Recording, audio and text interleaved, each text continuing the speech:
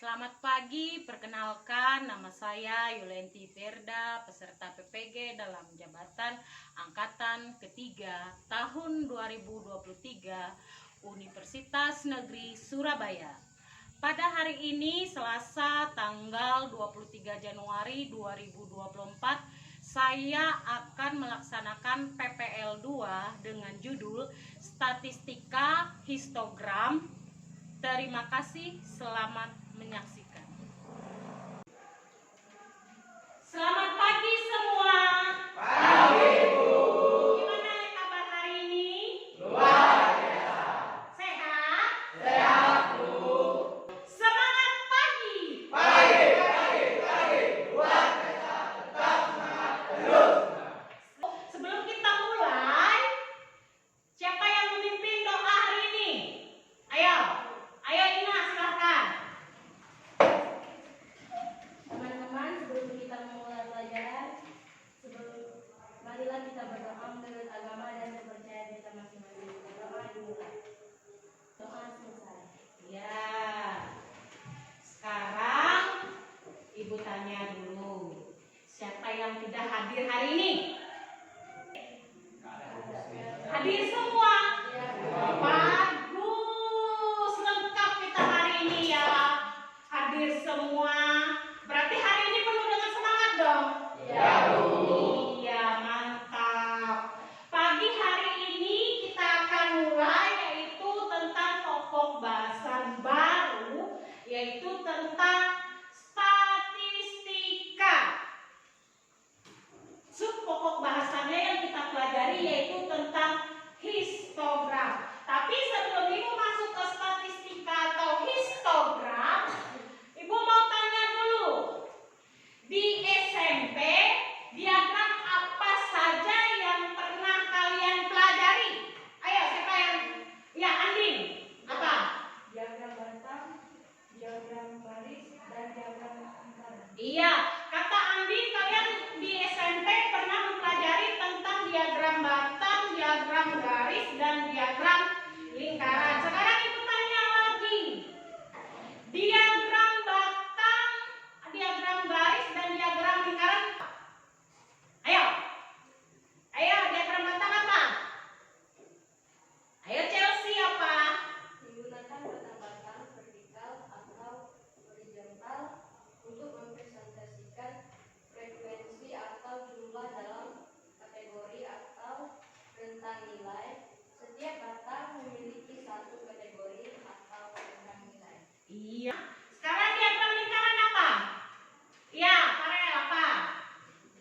Terdiri dari sektor-sektor lingkaran yang mewakili proporsi relatif terdiri dari keseluruhan jumlah sektor lingkaran harus menambah 100% karena mempresentasikan seluruh data. Oh, berarti Farel ini kalau Ibu simpulkan kalau diagram lingkaran menurutnya itu satu putaran itu mempresentasikannya menggunakan 100%. Iya, benar. Apa yang dikatakan Chelsea dan dikatakan Farel tadi benar. Kalau diagram batang itu secara garis besar kita lihat itu seperti batang yang berbentuk vertikal atau horizontal. Kalau diagram lingkaran itu dipresentasikan keseluruhannya menggunakan 100%. Nah, kalian sudah memahami apa itu diagram batang, apa itu diagram garis, dan apa itu diagram lingkaran. Sekarang kita masuk ini materi yang baru yaitu tentang statistika atau yang kita pelajari yaitu tentang histogram. Coba dilihat. Apa tujuan pembelajaran kita hari ini apa? Ayo baca satu orang. Melalui kegiatan pembelajaran menggunakan model Discovery Learning atau DR. diharapkan peserta didik dapat mendeskripsikan data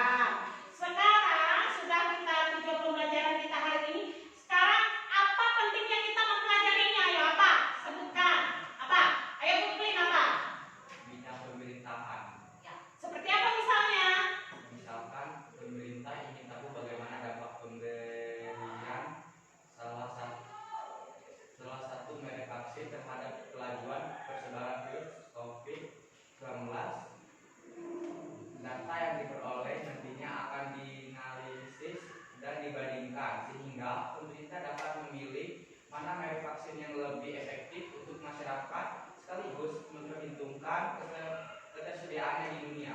Iya. Kalau di bidang pemerintahan tadi kita penting mempelajarinya, yaitu yang pertama yaitu seperti untuk yang dikatakan tadi di awal, penyebaran virus COVID itu dampak pemberian salah satu merek vaksin terhadap kelajuan virus COVID. Nanti datanya dianalisis dan dibandingkan sehingga pemerintah itu memilih merek vaksin apa yang digunakan yang bagus untuk penyembuhan COVID-19. Itu manfaatnya di bidang pemerintah. Sekarang apa yang akan kita lakukan hari ini apa? Membuat tabel distribusi frekuensi Dan pengambilan program dan poligon. berarti hari ini kita akan membuat tabel distribusi dan menggambar histogram dan poligon. Iya, Ibu kurang jelas dengannya apa sen? 2420 karena dari data sebelumnya ada beberapa data yang kenaikannya sekitar 300. Jadi 2120 ditambah 300 sama dengan 2420. Kasus pada minggu kedua Januari 2021. Kasus kedua pada minggu kedua Januari 2021 berapa jumlahnya?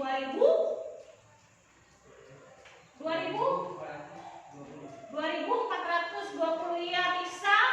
Iya, Nadia. Antara 2.500 sampai 2.700 karena minggu kedua Januari 2021 serta 2 minggu dari liburan panjang Natal dan Tahun Baru, di mana pada kejadian sebelumnya setelah libur panjang penambahan kasus akan lebih dari biasanya. Perkiraan akan tambah 400 sampai 600 kasus. Iya, benar juga yang dikatakan Nadia. Karena kan kita libur panjang, libur Natal dan Tahun Baru, pergerakan kita kan ke sana kemari karena liburan kan. Secara tidak langsung kita menyebarkan COVID-nya. Berarti kenaikannya itu antara berapa tadi Nadia? 400 sampai 500. Nah, dari jawaban Sen, dari jawaban Keong, dan dari jawaban Nadia, apa yang kalian peroleh? Setiap minggu pasien COVID itu bertambah. Itu yang kalian peroleh. Sekarang yang pertanyaan yang keempat, saat menentukan kenaikan jumlah pasien COVID yang paling besar, manakah yang lebih mudah digunakan, tabel atau diagram? Ayo. Apa Buklin? Untuk melihat peningkatan kasus, grafik memberikan gambaran yang lebih cepat, yaitu dengan melihat beda panjang batang yang bersebelahan dengan selisih terbesar. Oh, berarti bilang Buklin menggunakan diagram batang yang lebih jelasnya Buklin. Iya, Bu. Iya, karena apa tadi Buklin? Karena grafik memberikan gambaran yang lebih cepat. Memberikan gambaran yang lebih cepat. Kita melihatnya juga lebih mudah kan? Berarti, nah tadi Buklin bilang dari permasalahan pertama tadi, kedua dan yang ketiga, Buklin kita menyimpulkan biar kita mudah melihat perkembangan COVID itu, biar kita tidak menghitung kayak Ina tadi, kayak Keong, seperti Nalia, kita nggak ngitungnya. Jadilah dibuat grafik seperti diagram batang biar kita lebih mudah membacanya. Nah, sampai di sini ada yang ditanyakan enggak? Dari gambar 7.1 dan gambar 7.2, tanya ini. Carilah perbedaannya. Apa 7 bel? Bisa ya 7 bel? Batang pada histogram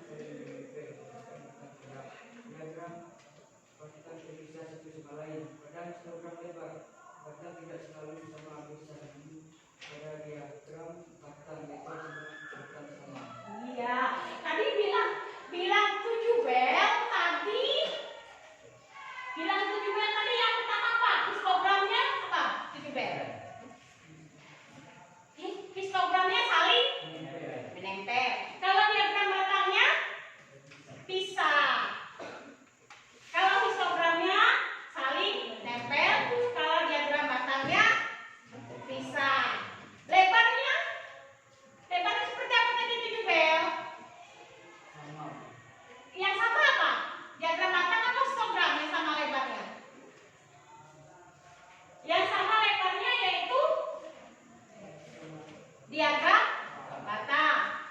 Yang ini tidak selalu sama.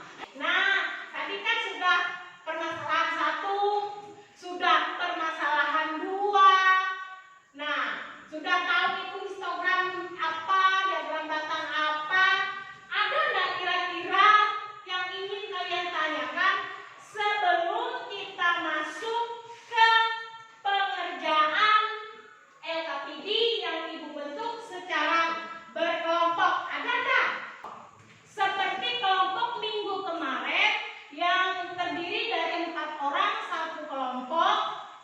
Sekarang kumpul ke kelompoknya masing-masing sebelum Ibu bagikan LKPD-nya. Untuk mengerjakannya itu kalian boleh membuka buku dan menggunakan HP kalian. Apa? Apa? Nih. Ya. Mana lagi? Lihat lagi. Oke. Iya. Nih. Kelompok Ina, silakan. Ayo maju. Kelompok Ina maju. Ya. Kelompok Ina maju. Beri tepuk tangan dulu untuk kelompok Ina. Ya, silakan kelompok Ina. Sama? Sama. Beda. Oh, mereka kelompok Buklin beda. Apa bedanya, Bu? Angka di bawahnya. Angka di bawahnya. Punya Buklin angka di bawahnya menggunakan apa? 61 sampai 65. 61 sampai 65. Punya Ina 60,5.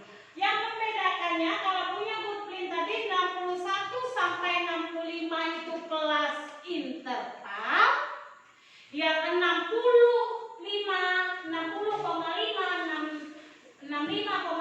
itu menggunakan tepi kelas atas dan kelas bawah. Itu yang membedakannya.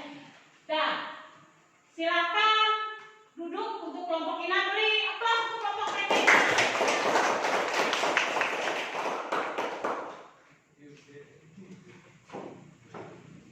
Sudah. Tadi mereka Ina menggunakan adalah tepian apa yang kita ingat? Tepi bawah dan tepi atas. Kalau Buklin tadi menggunakan apa, Buklin? Kelas interval. Menggunakan kelas interval. Berapa kelas intervalnya? 60, 60, 61 sampai 65. 61 sampai 65. Sama enggak frekuensinya? Beda, Bu. Frekuensinya ini sama enggak? Sama-sama. Sama. Yang membedakannya adalah angka di bawah. Iya.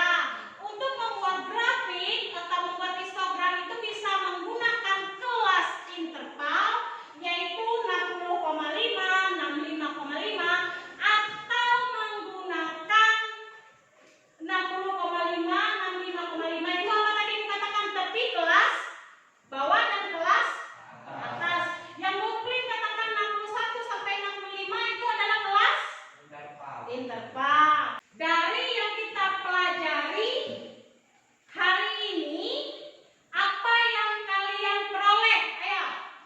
Apa? Histogram adalah diagram yang terdiri dari batang-batang yang saling berhimpitan, sumbu mendatar mewakili kelas-kelas interval, sedangkan sumbu tegak mewakili frekuensinya.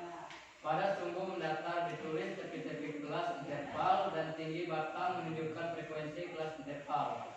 Histogram juga merupakan penyajian data kelompok yang ditampilkan dalam distribusi frekuensi. Oke, benar. Itu kesimpulannya.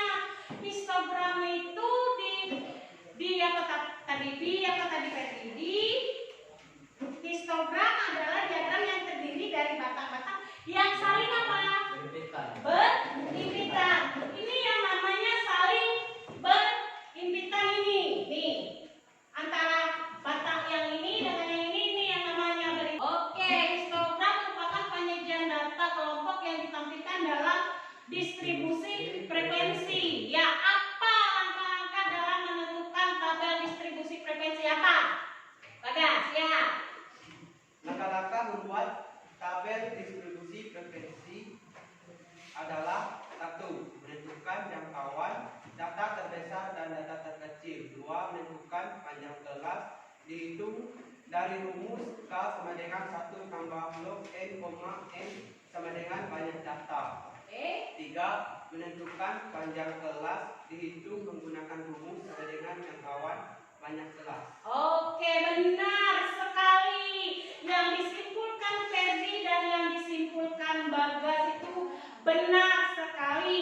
Histogram adalah diagram yang saling berhimpitan, di mana sumbu tegaknya dinamakan frekuensi, sumbu mendatarnya dinamakan dengan kelas interval atau tepi bawah dan tepi atas kelas interval.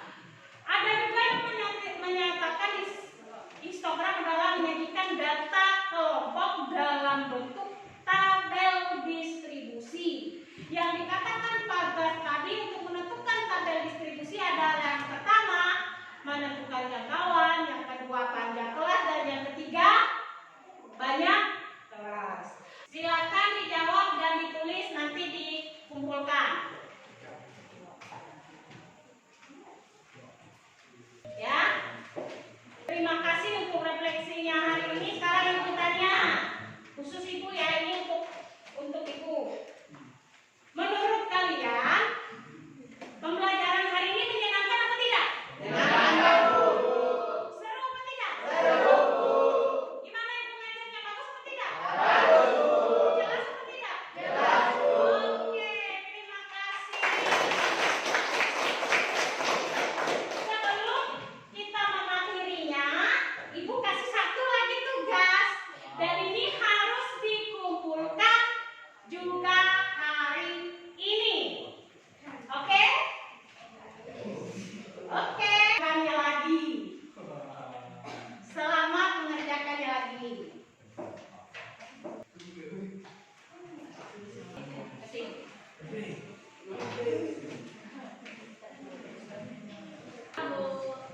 Sebelum kita mengakhiri pembelajaran kita hari ini, minggu depan kita mempelajari materi yang baru, sambungan dari yang kita pelajari hari ini, yaitu tentang statistika.